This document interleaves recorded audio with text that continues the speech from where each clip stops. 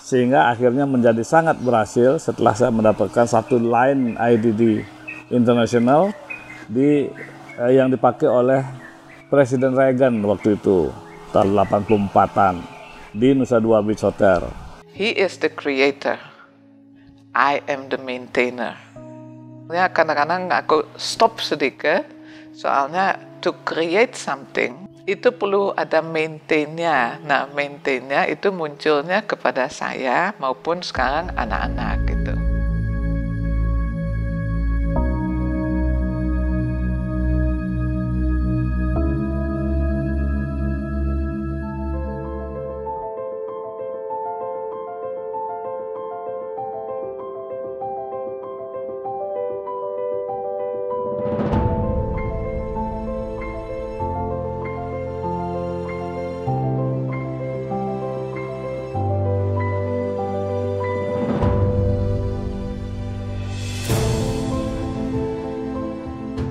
Saya di sini di ticketing supervisor dan saya bekerja di KCB sudah hampir 30 tahun. Pertama kali interview, saya diinterview sama Pak Al. Yang saya ingat itu beliau pertanyaan pertama untuk saya yang di ticketing itu, apa itu PNR? PNR itu Passenger Name Record, karena itu harus pada saat booking kita harus itu yang harus kita input di sistem.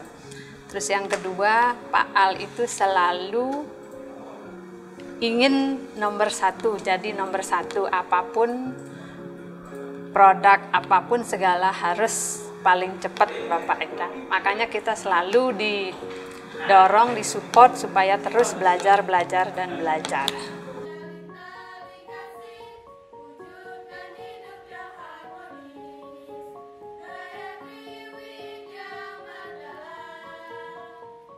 Ya, setelah itu kan kita membuat, pertama kan basicnya dulu, kantor kita berbesar, tenaganya dilatih lebih banyak, sehingga dulu dari satu orang sekretaris saja, sekarang kan sudah mencapai 60-an.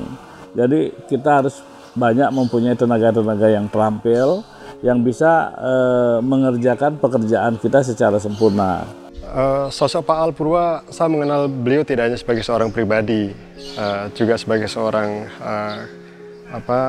ayah dan kakek, dan juga sebagai seorang pebisnis, karena saya begitu lama kenal dengan beliau.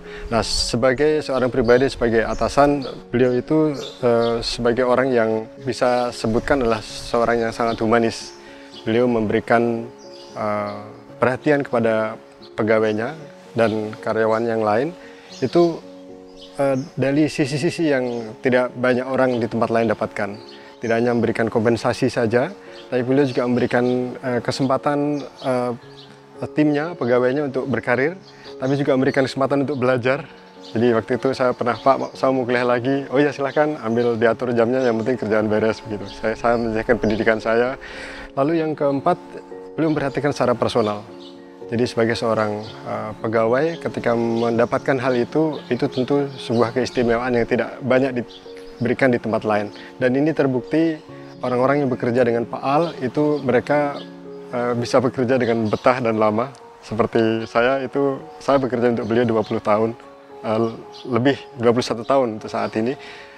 Dan yang lain juga sama. Saya lihat senior-senior saya, pegawai beliau di tempat lain itu sampai pensiun-pensiun itu.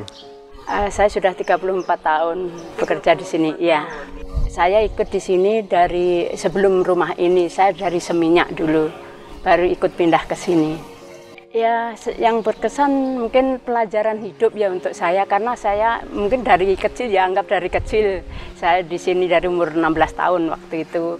Ya, untuk kedisiplinan, bekerja keras itu, untuk kejujuran, itu semua diajarin dari sini. Ya, karena itu nyaman aja untuk bekerja di sini, nyaman karena sudah seperti keluarga. Beliau sudah saya anggap seperti orang tua saya sendiri. Beliau orangnya sangat perhatian terhadap hal-hal yang sifatnya sangat mungkin sepele dan kecil, tetapi itu bisa membuat diri saya merasa diperhatikan dan tersanjung. Pernah suatu ketika saya diajak dinas ke Jakarta dengan beliau. dan makan bersama dengan kolega yang lain yang beliau pesankan kepada pegawai restorannya itu, servernya mengatakan, ini Pak Arifin tidak boleh makan ini, tidak boleh makan itu, pastikan semuanya yang dia makan adalah yang boleh dia makan. Dari hal kecil seperti itu yang beliau berikan kepada, tidak hanya kepada saya, yang saya tahu pegawai-pegawai yang lain juga merasa sangat diperhatikan dalam hal-hal yang sifatnya personal, hal-hal kecil yang sangat humanis menurut saya. Sebuah biro perjalanan hubungannya kemana-mana. Jadi kita kan bikin kontrak dengan hotel-hotel, bikin kontrak sama usaha angkutan wisata dan restoran dan lain sebagainya semuanya. Nah itu ada hubungannya. Nah melihat hubungan itu, kenapa tidak kita bikin sesuatu yang kecil-kecil sendiri? Sebab biro perjalanan yang mempunyai produk sendiri, dia mempunyai nilai tambah yang luar biasa. Jadi timbullah pada tahun 85-an itu mulai mencari lokasi. Nah, lokasi yang pertama-tama saya ketemui adalah satu di Canggu. Canggu belum ada apa-apa waktu itu. Kemudian di Belimbing, Tabanan. Nah, itu yang kedua. Nah, kemudian terakhir adalah ke Sumba saya. Nah, itu adalah semua runtutan akibat dari biro perjalanan ini. Dan jangan lupa pada tahun itu juga atau berselang tahun itu juga saya bikin usaha angkutan wisata yang namanya sekarang M-Trans. Nah dulu kan namanya KCB Murni Transport, itu semata-mata untuk membackup paket-paket wisata kita di KCB. Nah sekarang malah berkembang menjadi angkutan wisata dan akap, karena itu anak-anak yang urus sekarang. Akap itu kan angkutan antar provinsi. Nama saya Imade Sepel. Saya sebagai General Manager di Cempaka Belimbing Villas yang merupakan salah satu bisnis dari Bapak Al Purwa. Kalau Bapak Al merupakan seorang pebisnis yang leadership-nya yang sangat kuat dengan perpaduan humanis yang suka membantu sesama, sehingga membentuk seorang sosok pebisnis yang luar biasa, Mbak. Beliau benar-benar memantau bisnisnya dengan bagus, namun masih memberikan kesempatan karyawannya untuk tetap mengembangkan diri. Kita anggap ini adalah bisnis saya, jadi Bapak memberikan kepercayaan penuh kepada saya untuk mengelola bisnisnya. Ada satu perkataan yang selalu saya ingat, jadilah kepala ayam daripada menjadi ekor gajah. Yang menurut saya itu sangat mendalam, karena dari itu saya bisa belajar dari beliau untuk terus belajar berwirausaha. Saya mengenal Pak Al Purwo itu sudah lebih dari 25 tahun. Dan yang saya lihat di Pak Al adalah orangnya sangat terbuka, kemudian sangat bisa menjaga saling percaya sebagai partner bisnis, dan itulah yang saya sangat cocok dan suka, dan sampai sekarang kita masih mempunyai bisnis bersama. Saya kira kita di dalam berbisnis itu pertama harus berdasarkan kejujuran. Bisnismen yang tidak mendasarkan usahanya dengan kejujuran biasanya tidak tahan lama. Nah, yang kedua adalah komunikasi terus-menerus dengan klien kita, sebab klien kita itu adalah sumber penghasilan kita. Nah, saya kadang-kadang terkejut. Pada saat ini sudah 37 tahun, ada saja yang bekas bule-bule yang zaman itu masih ketemu di Canggu, di Seminyak.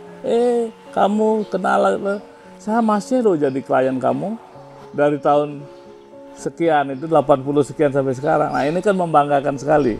Nah kalau sebuah usaha bisa mempertahankan usahanya seperti itu, klien-kliennya masih terus berdatangan, ini adalah yang bikin usaha itu berhasil. Waktu itu tahun 2009 mulainya, kita bersama-sama boleh bilang membabat alas ya, membuka hutan bersama untuk memajukan pariwisata di Sumba Barat Daya. Dan kami mengenalkan keindahan Sumba kepada teman-teman, kemudian mengajak invest untuk di Sumba, dan ternyata banyak teman-teman yang suka dan ikut berbisnis di sana. Dan sampai sekarang puji Tuhan semuanya menjadi maju di sana. Kenapa Sumba? Karena saya melihat latar belakang Sumba itu masyarakatnya sangat adaptif dengan pariwisata, sangat menerima pariwisata. Mereka smile-nya besar seperti di Bali. Mereka bisa akrab sama seperti orang-orang Bali. Walaupun sekarang kelihatan mereka sangat keras, orang keras, karena memang hidupnya keras. Tapi nanti masa akan datang, kalau ada pendidikan yang lebih baik, mereka akan lebih baik. Nah kemudian pantai-pantainya Sumba sangat indah. Dan banyak aset-aset budaya zaman megalitik, zaman batu, ada di Sumba. Ini merupakan aset yang sangat menarik orang-orang Eropa. Jadi orang Spanyol, Prancis, Jerman, Belanda sangat suka kalau datang ke Sumba. Dari sebab itu saya usahakan membuat satu contoh di sana. Saya bikin satu hotel di pantai, ternyata luar biasa. Orang senang sekali ke pantai itu. Dan malah TripAdvisor memberikan terakhir Traveler's Choice untuk tahun 2020. Jadi orang kalau ke sana pasti senang.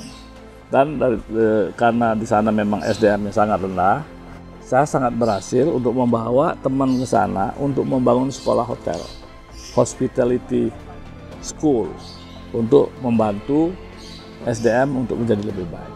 Dan itu ternyata secara internasional diakui baik. WTO pernah memberikan award sebagai 4 besar di dunia di dalam bidang responsible tourism. Nah, pada saat kita outing dengan karyawan, di forum itu pun Dan Ender, Bapak tiba-tiba menyatakan bahwa mulai saat ini ke depannya saya akan tanda kutip pensiun total dari KCB Tours. Jadi mulai momen ini ke depannya, silakan Simon dan Barbara yang akan ada di sini.